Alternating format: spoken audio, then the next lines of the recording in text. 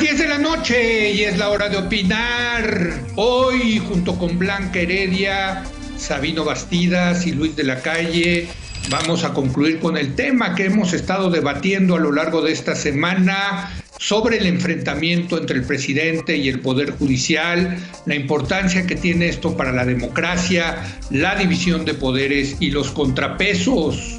Luego va a estar con nosotros el doctor Javier Tello, especialista en salud pública. Con él vamos a analizar el proceso de vacunación en México contra el COVID-19 y compararlo con otros países. ¿Se vale comparar a México o no con otros países en este tema de la vacunación?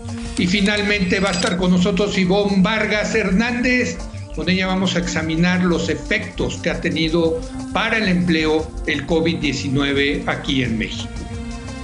Así que quédese aquí en Foro TV, que ya comenzó la hora de opinar.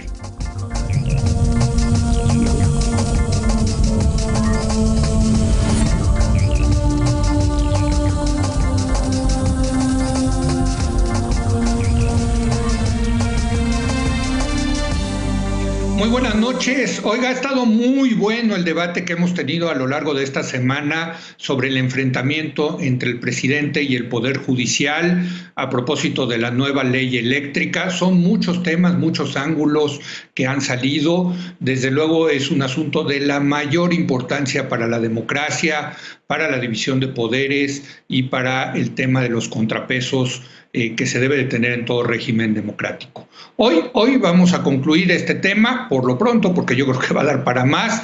Saludo a la mesa de los jueves. Blanca Heredia, ¿cómo estás? Muy buenas noches. Hola, muy buenas noches, Leo. Buenas noches, Luis. Buenas noches, Sabino. Luis de la Calle. Luis, ¿cómo estás? Muy buenas noches. ¿Cómo estás, Leo? Buenas noches, gusto saludarte. Sabino Bastidas. Sabino, ¿cómo estás? Muy buenas noches. ¿Qué tal, Leo? Muy buenas noches. Blanca, Luis, un placer estar con ustedes. Desde luego hay muchos temas que platicar, pero quisiera comenzar contigo, Sabino, que nos dijeras una evaluación de cómo has visto la reacción del Poder Judicial, del ministro presidente de la Suprema Corte y de tus colegas, la profesión de los abogados, que también ya se metieron en este debate. Así es, Leo, pues un episodio muy lamentable. Yo lo que tendría que decir es que me preocupa mucho la manera, los términos en los que se ha dado esta discusión. Creo que tanto el presidente López Obrador como el presidente de la Corte perdieron respectivamente una oportunidad de colocarse por encima de las inercias que se dan en este tema. Lamento mucho que el presidente de la República, ante una negativa de un juez, no haya reaccionado con un discurso de convicción en su iniciativa, de convicción en su proyecto económico. Se vale tener una posición diferente, pero qué grande hubiera sido un López Obrador que hubiera dicho: respeto la posición del juez, respeto la decisión judicial, seguiremos litigando este tema, recurriremos a las instituciones y a la Constitución. Otro nivel de debate. Me hubiera encantado escuchar esa participación. Y del otro lado de la Suprema Corte de Justicia de la Nación, me hubiera gustado ver un discurso histórico en defensa de sus jueces, en defensa de su compañero exministro de la Corte, ver al presidente de la Corte, ver pasar la historia. Pues me parece lamentable, porque es un momento de definiciones, además de un problema de gobernabilidad, porque bien lo dices, para los jueces, para los juzgadores, la toga es muy difícil de gobernar, igual que la bata blanca y otros gremios. Aquí hay gente muy preparada, muy formada, todos tienen un amparo en la mano, y la verdad es que molestó y generó indignación a grado tal que salieron primero sus agremiados a defender al juez Gómez Fierro, que el presidente de la Corte, que tardó 38 horas en el primer mensaje, y que hasta después de la carta del presidente de la República, pues contesta con una carta que francamente es el acuse de recibo de una oficialía de partes. Entonces, es muy lamentable, porque lo grave es lo que no están entendiendo, no estamos entendiendo. No estamos entendiendo un Estado de Derecho constitucional, y no estamos entendiendo el enorme valor de un sistema de frenos y contrapesos y el peso y el significado del control constitucional. Jurídicamente, me parece que la decisión del juez Gómez Fierro es una decisión polémica, sin duda innovadora, pero en sus términos me parece muy interesante, a la luz del nuevo marco constitucional de nuestro país, garante de los derechos humanos. Me parece que está llevando el rol de los jueces a donde debe llegar y sobre todo el tema de defensa de derechos. Yo creo que hay que estudiar esa resolución. Me parece que hay mucho valorable. El gremio se ha aventado medio de frente con la inercia y a mí me parece que hay que estudiarla y hay que reflexionarla. Es muy opinable, muy en congruencia además con la recomendación de la COFESE sobre este tema y con la resolución anterior de la Corte y de los jueces en materia de competencia económica. Me parece muy lamentable el episodio. Blanca, tú lo dijiste, de hecho, la semana pasada, que también pues parte del problema que enfrenta el presidente López Obrador es que muchos de estos jueces, la verdad, estaban atrapados por los intereses económicos. Eso es indudable en este régimen de capitalismo de cuates que teníamos en nuestro país. No es fácil cambiar ese sistema sin trastocar también el Estado de Derecho. O sea, está difícil, Blanca, está muy, muy difícil. Efectivamente, Leo, es una situación potencialmente pues, gravísima, digamos. Quisiera empezar señalando que la dureza de la postura del presidente frente a los juzgadores que concedieron el amparo provisional con carácter general, es importante decirlo, frente a la aplicación de la nueva ley de la industria eléctrica, es muy preocupante y con consecuencias potencialmente muy graves. Y déjenme tomar aquí elementos de lo señalado en relación a este tema por la muy reconocida jurista Ana Laura Magalone. Señala ella, una democracia, añadiría yo, una democracia constitucional tiene dos fuentes de legitimidad fundamentales, la popular y la electoral, por un lado, de la cual tiene mucha de esa legitimidad el gobierno actual, y otra distinta a la primera, que es la legitimidad jurídica.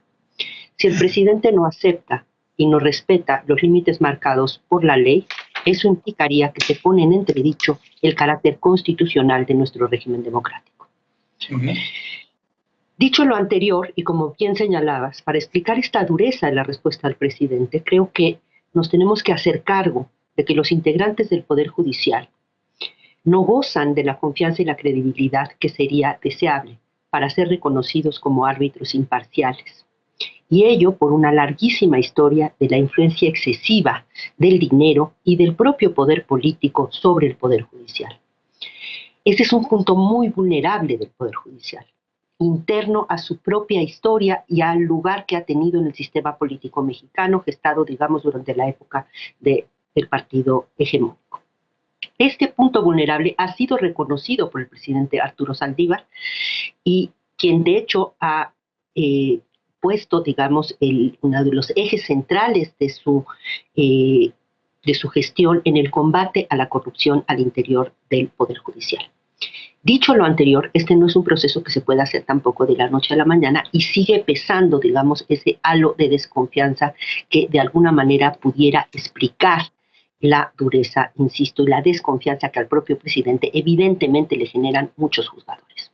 Finalmente, la iniciativa de reforma a la ley del amparo para evitar que se otorgue la suspensión contra el régimen de remuneraciones por un lado y de fomento a empresas productivas del Estado, concretamente CFE y Pemex, presentada por la diputada de Morena, sí, creíble.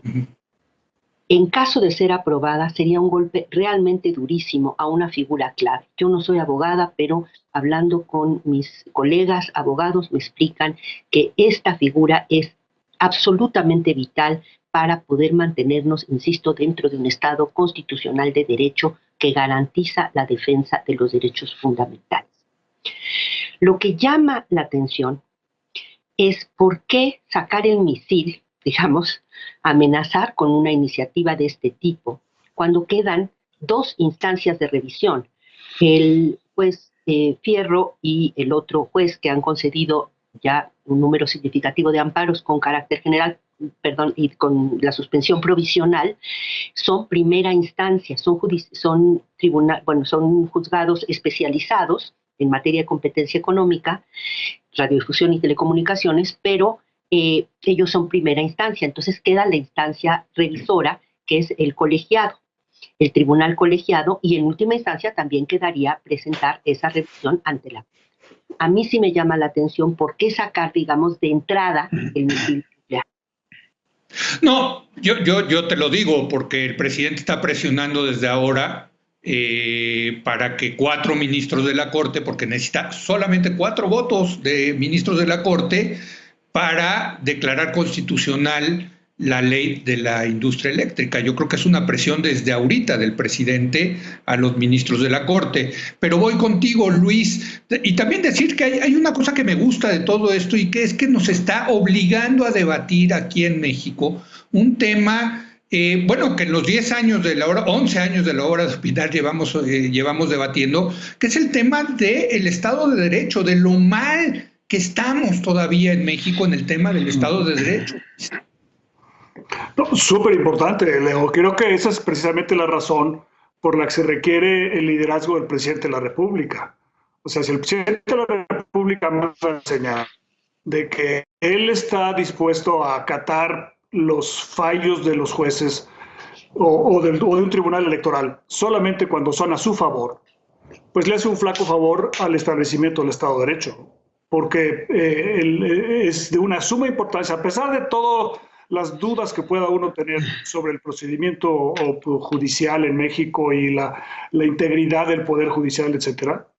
El hecho de que de saque se diga no voy a respetar yo los fallos cuando no me gusten, y no solamente eso, sino que estoy dispuesto a presionar con los instrumentos que tiene el Estado para que los fallos salgan a mi favor, pues no solamente es, digamos, una falla con respecto al juramento de respetar y proteger la Constitución, sino que también merma las posibilidades del Estado de Derecho.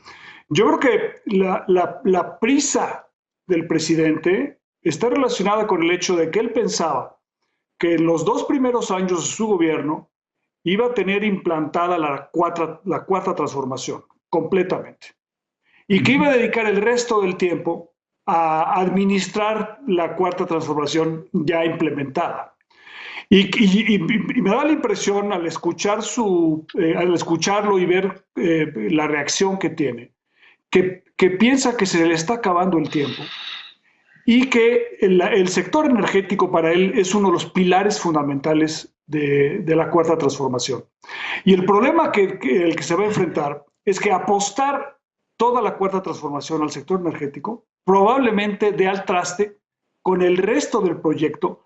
Y el proyecto más importante, creo yo, desde mi punto de vista, debe ser la inclusión, la lucha por la igualdad y la lucha, como decía muy bien la semana pasada Blanca, por el establecimiento del Estado de Derecho, donde todos, privados, grupos de interés y el gobierno, se sujetan a las reglas que nos hemos dado y a las sentencias que se emita por parte del Poder Judicial con respecto a esas reglas.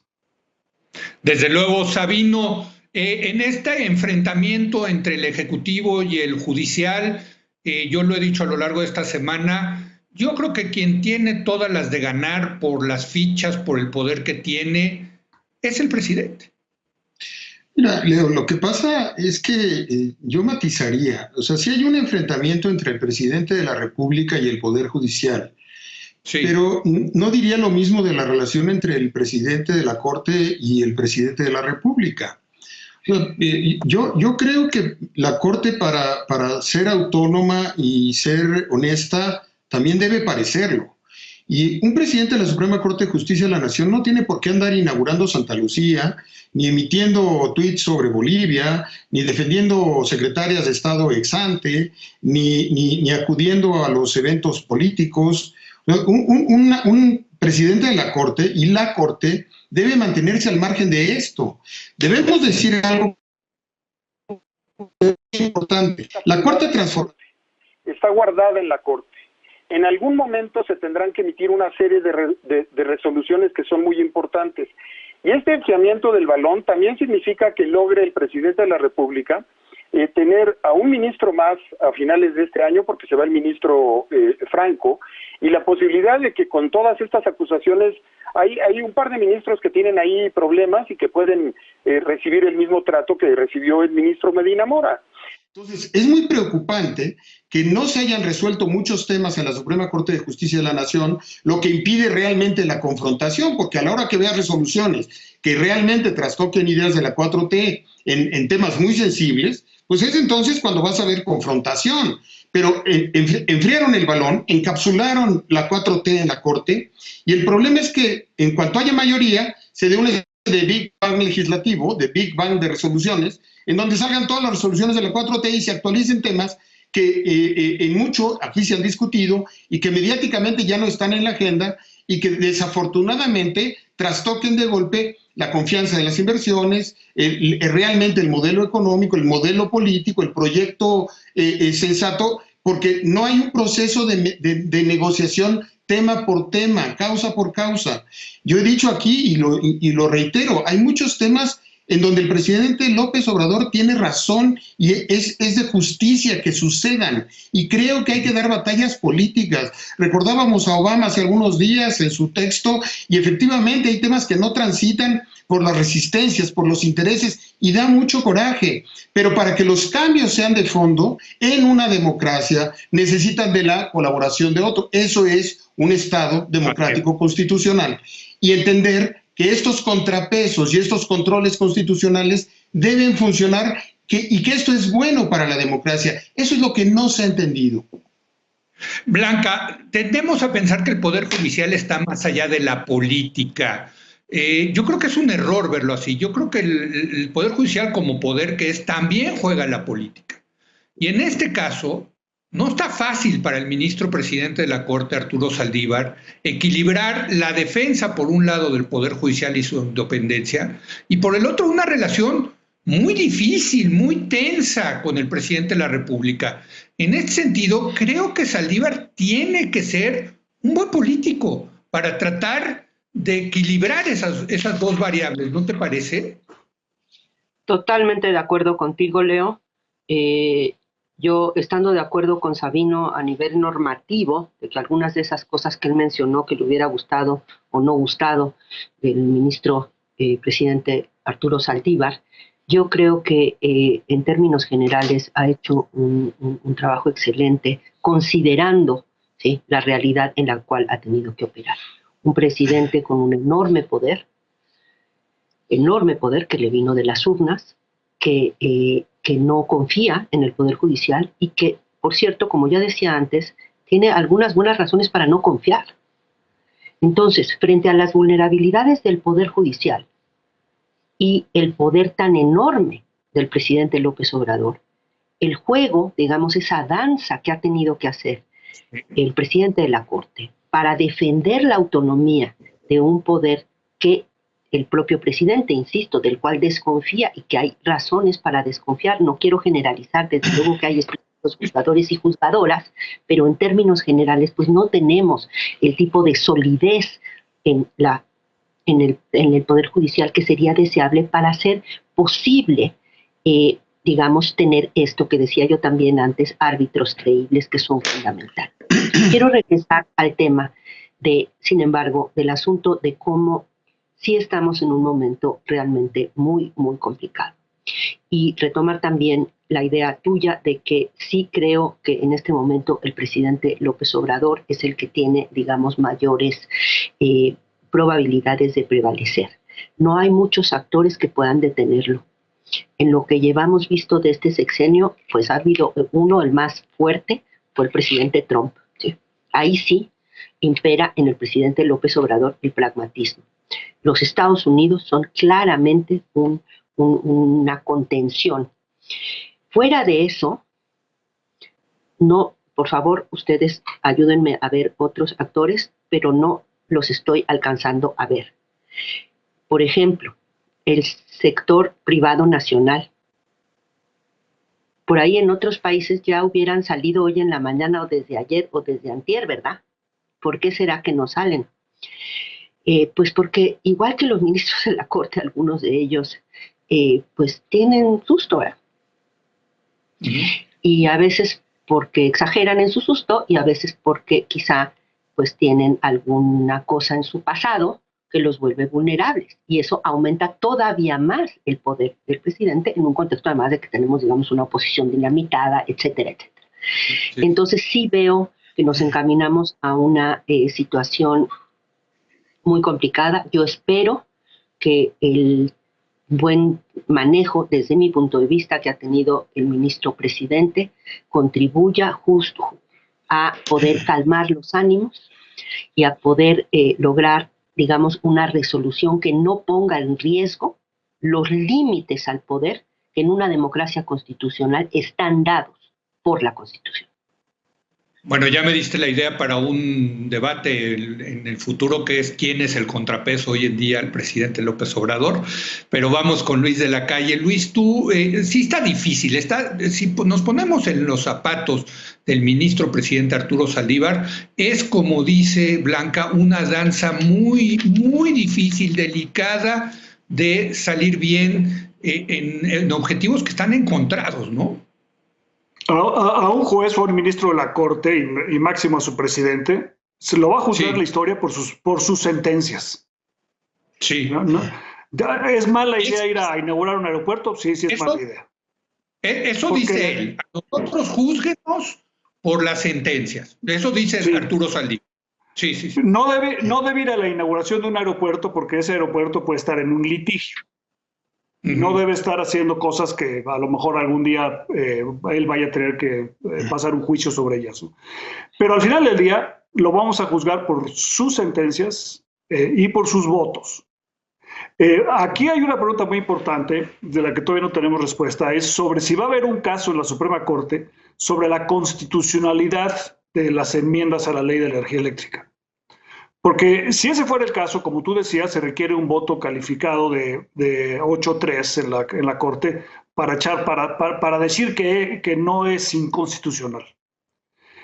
Si ese caso no se da... Necesita 8 para declararlo inconstitucional o 4... Se necesitan, si tienes 8 es inconstitucional. Es correcto. Correcto, pero si tuvieras 7, la declararían violatoria de la Constitución la mayoría de los ministros de la Corte, pero la ley no quedaría rechazada. Es correcto. Es cosa que es una locura en el sistema mexicano. Una barbaridad. ¿no? Pero una barbaridad. Sí.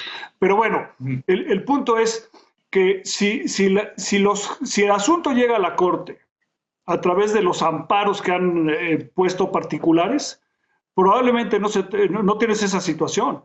O sea, solamente si llega un caso de constitucionalidad, entonces la Suprema Corte va a tener un voto calificado. Y en ese caso, el voto decisivo lo va a dictar, desde mi punto de vista, el ministro Arturo Saldívar, el presidente de la Corte, y él va a pasar a la historia como ministro de la Corte, como presidente de la Corte, dependiendo de cómo vote en ese caso. Bueno, ya vimos los malabares. En caso de que haya, en caso de que lo haya, ¿no? Sí. Y ya vimos los malabares que tuvieron que hacer en el tema de la consulta popular sobre los expresidentes, ¿no? Exacto. Digo, más malabarismo que ese creo que difícilmente encontrarlo. Oigan, me quedan 30 segundos a cada uno de ustedes para concluir. Sabino. Muy rápido, a mí me preocupa la deriva autoritaria que tiene este tema. Creo que para lograr tener autoridad moral en el futuro hay que tenerla en el presente. Aceptar la queja contra uno de mis jueces, siendo presidente del Consejo de la Judicatura, puesta en una palestra de esa manera, me parece inaceptable, inadmisible e incorrecto. Lo que me preocupa es el desenlace que va a tener esta película, la teatralidad con la que estamos construyendo un régimen sin contrapesos, sin Estado de Derecho. Y me parece que es un momento de definiciones, de hablarle a la historia, de mayor energía, de mayor claridad, que había una gran oportunidad, como la tuvo el ministro Silva en su momento frente a Calderón en otros temas. Me parece que había un margen y hay momentos en donde hay que decir lo que hay que decir y hay que ser serios y hay que ser correctos, no políticamente correctos, no mediar. La Suprema Corte de Justicia de la Nación no está para andar haciendo negociaciones. Si queremos un Estado de Derecho, nos lo debemos tomar en serio, desde la cúpula del Poder Judicial hasta el último nivel de operación de los jueces de nuestro país. Si queremos, la pregunta que se hacía Héctor Aguilar Camín hace unos días, ¿habrá jueces en Berlín? y se contesta al día siguiente, hay jueces. Yo me preguntaré, ¿habrá ministros de la Corte en Berlín? Y la respuesta tardará algunos meses, pero aquí la comentaremos sin duda. Desde luego. Blanca, 30 segundos. El poder de la Corte y en general del Poder Judicial depende de su legitimidad. Solamente de su legitimidad. No tiene soldados, tiene dinero para su operación, pero básicamente depende de su legitimidad. Y si no nos hacemos cargo de que requiere, digamos, cirugía mayor para poder tener esa fuerza, se le diera su honorabilidad y su credibilidad como árbitro imparcial, me parece que lo demás son buenos deseos. Hay que hacer esa reforma de fondo que está impulsando el ministro presidente Saldívar. Y yo sí espero que pueda, digamos, recapacitar el presidente López Obrador en términos de no tensar al máximo esta cuerda y llevarnos a poder perder, digamos, el carácter constitucional de nuestro régimen democrático. Luis, 30 segundos para concluir.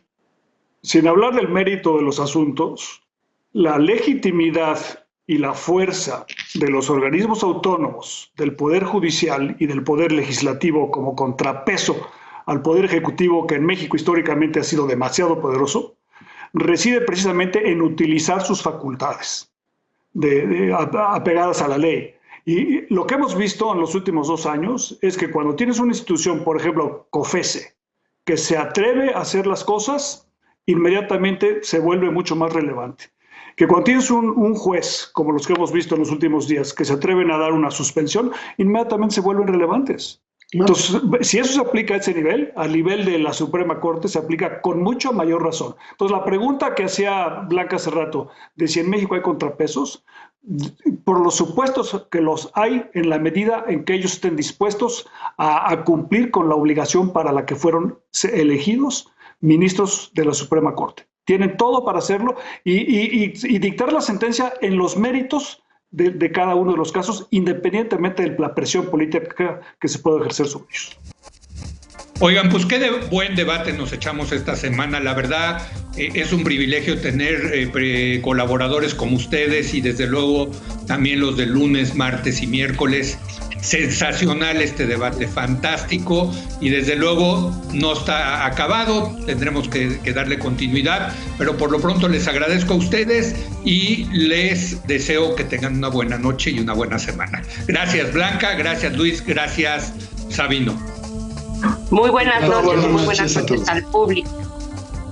Gracias. Bueno, vamos a una breve pausa y ahora vamos a hablar con el doctor Javier Tello de cómo va el proceso de vacunación en México comparado con otros países. ¿Nos podemos comparar o no nos podemos comparar? Regresamos.